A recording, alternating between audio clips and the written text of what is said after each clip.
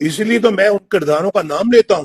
General Bajwa صاحب، آپ کو اس حکومت کی تمام ناکامیوں کا حساب دینا ہے. جنرل فیض صاحب، آپ کو جواب دینا ہے کیوں آپ نے نواز شریف اور اس کی بیٹی مریم نواز کو جیل میں رکھنے کی درخواست کی، کیوں آپ نے اپنے حلف کے خلاف ورزی کی. ہماری کردار کشی کرنا چھوڑ دو.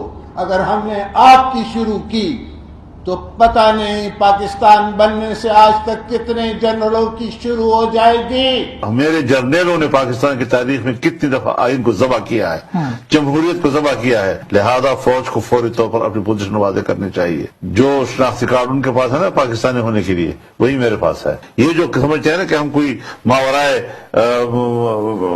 کائنات کوئی مخلوق ہے، یہ تصور نہیں کیا جا سکتا. جب ایک فرد واحد جس کا نام جنرل فیض حمید ہے، میرا تو یہ جو مقدمہ ہے یہ جنرل فیض صاحب کا بنایا ہوا ہے، انہی کا چلایا ہوا ہے.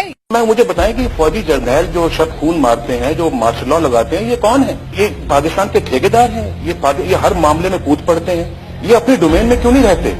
یہ اپنے دائرے میں کیوں نہیں رہتے؟ یہ کیوں حکومتی اداروں کے اندر جو ہے نا وہ آ کے قدم رکھتے ہیں؟ کیوں کارگل کا ایک شوشہ چھوڑتے ہیں کہ جب مشرقی پاکستان ٹوٹا تو کون پاکستان کا حکمران تھا؟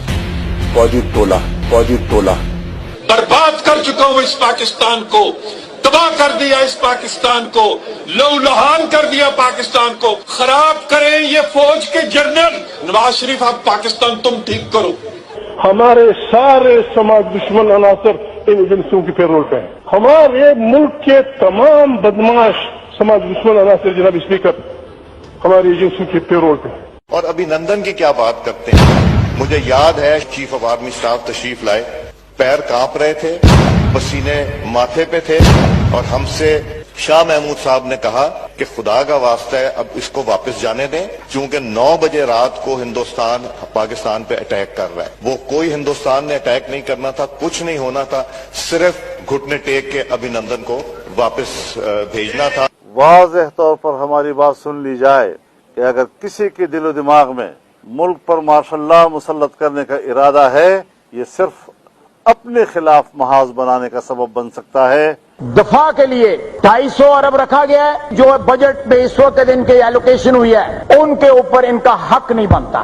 لیکن آج بھی یہ پوری امپیونٹی کے ساتھ اپنا سینہ چوڑا کر کے ڈیفنس بجٹ کو کلیم کر رہے ہیں اور مانگ رہے ہیں قوم سے. قوم کی ہڈیوں سے گوشت تک جو ہے انہوں نے نچوڑ لیا ہے اور اتار لیا ہے.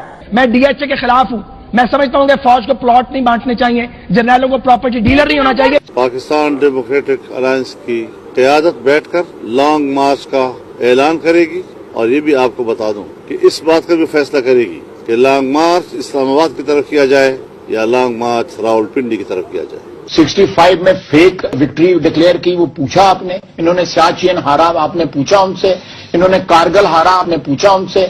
میں نے خود جب واجپئی صاحب نے اس بات کا گلہ کیا کہ جناب دیکھیں ایک طرف تو لاہور ڈکلیریشن ہو رہا ہے اور دوسری طرف جو ہے وہ کارگل کا وہ مس ایڈونچر کر کے میری پیٹھ پر چھرا گھونپا گیا. میں نے کہا بالکل واجپئی صاحب ٹھیک کہتے ہیں.